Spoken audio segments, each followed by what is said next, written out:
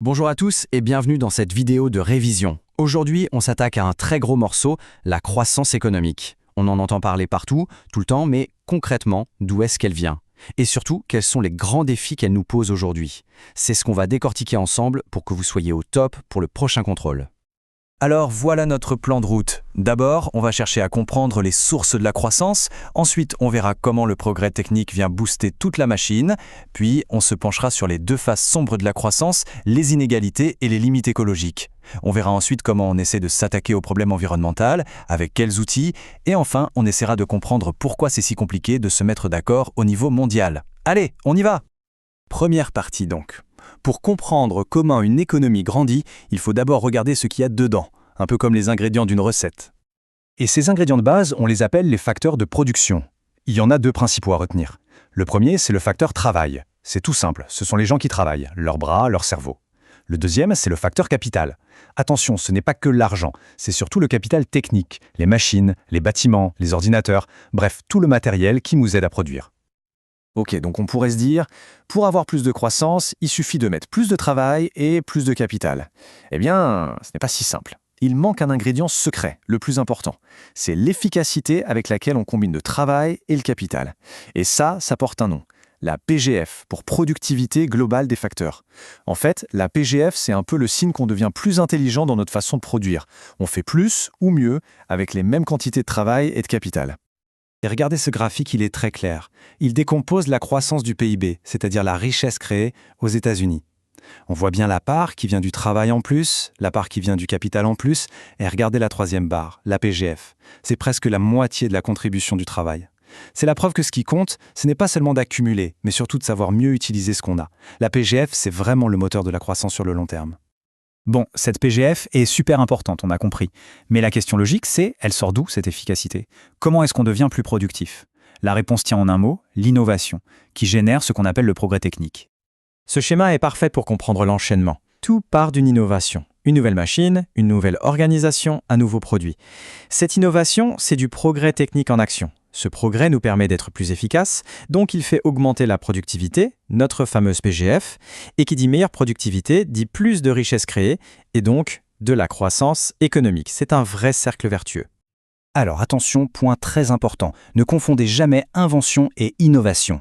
L'invention, c'est l'idée qui germe dans la tête d'un chercheur, c'est la découverte. Mais une invention qui reste dans un tiroir n'a aucun impact économique. L'innovation, c'est quand cette idée est appliquée concrètement, qu'elle devient un produit ou un service vendu sur un marché. L'ordinateur est une invention, le smartphone qui le met dans toutes les poches, c'est une innovation. Et ce mouvement permanent où les innovations viennent tout bousculer, ça a un nom que vous devez absolument connaître. C'est le concept de destruction créatrice de l'économiste Joseph Schumpeter. Schumpeter utilisait une image très forte. Il parlait d'un ouragan perpétuel. L'idée, c'est que l'innovation arrive comme une tempête. Elle détruit ce qui est ancien, obsolète, des métiers, des entreprises, des produits, mais en même temps, sur ces ruines, elle crée du neuf, des nouvelles activités, de nouveaux emplois. Pensez à l'arrivée d'Internet qui a détruit une partie de la presse papier, mais qui a créé d'innombrables nouveaux métiers. C'est ça, la destruction créatrice. Bon. Jusqu'ici, la croissance a l'air formidable. Mais évidemment, ce n'est pas si simple. Ce beau moteur a aussi un côté sombre. Et il nous confronte aujourd'hui à deux défis gigantesques. Le premier défi est social, c'est la montée des inégalités. Le progrès technique a tendance à beaucoup récompenser les travailleurs très qualifiés, mais il peut aussi détruire des emplois intermédiaires, ce qui creuse les écarts de revenus. Le deuxième défi, il est écologique et il est vital. Notre modèle de croissance consomme des ressources naturelles et produit des déchets et de la pollution, ce qui nous fait cogner contre les limites physiques de notre planète. Face à ça, une question fondamentale se pose. Notre croissance est-elle soutenable? C'est ce qui a donné naissance au concept de développement durable, dont voici la définition officielle à connaître par cœur. C'est un développement qui répond aux besoins du présent sans compromettre la capacité des générations futures à répondre aux leurs. En clair, est-ce qu'on peut continuer comme ça, sans laisser une planète en mauvais état à nos enfants? Et sur cette question, deux grandes visions s'opposent. D'un côté, les partisans de la soutenabilité faible, eux sont assez optimistes. Ils pensent que si on abîme le capital naturel, une forêt par exemple, on peut toujours le replacer par autre chose, par du capital technologique. L'innovation trouvera toujours une solution. De l'autre côté, les partisans de la soutenabilité forte, eux, ils sont beaucoup plus prudents. Ils nous disent « Attention, il y a des éléments de la nature, comme la biodiversité ou un climat stable, qui sont uniques. Si on les détruit, c'est pour toujours. Aucune technologie ne pourra les remplacer. » D'accord. Alors concentrons-nous un instant sur ce problème environnemental. Comment est-ce qu'un sujet comme le changement climatique, qui vient des labos de sciences, devient un problème politique majeur dont on parle tous les jours?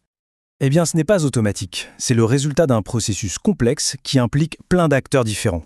Il y a les experts, les scientifiques du GIEC par exemple, qui sonnent l'alarme. Il y a les ONG et les mouvements citoyens qui manifestent pour mettre la pression. Il y a les entreprises, les partis politiques. Et à la fin, les pouvoirs publics doivent prendre en compte tout ça pour inscrire le problème à leur agenda et décider d'agir.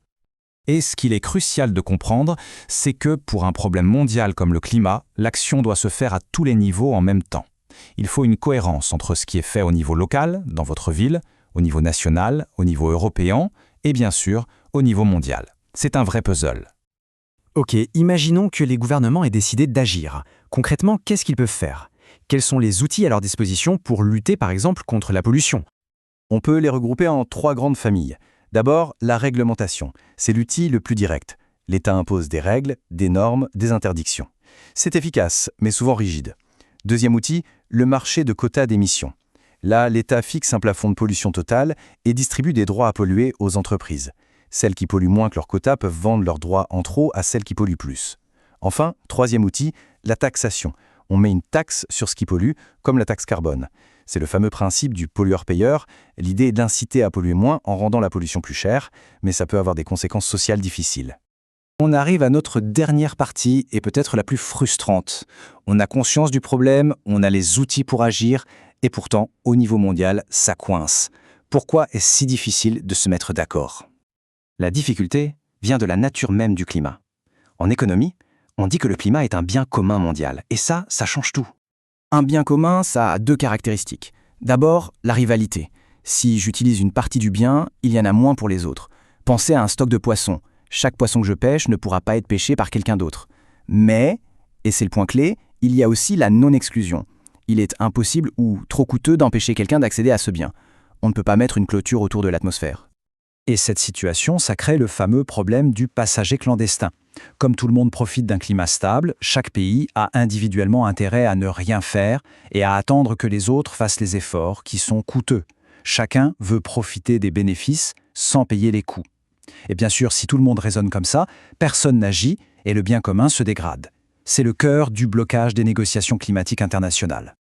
Et voilà, on a bouclé la boucle. On a vu que la croissance, alimentée par l'innovation, est un moteur économique formidable, mais qu'elle nous conduit dans une impasse écologique. Ce qui nous laisse avec la question centrale de notre époque, et sans doute de votre génération, la croissance et l'écologie sont-elles condamnées à s'opposer, ou peut-on inventer un nouveau chemin, un nouveau modèle? C'est une bonne question pour terminer vos révisions et pour continuer à y réfléchir bien après.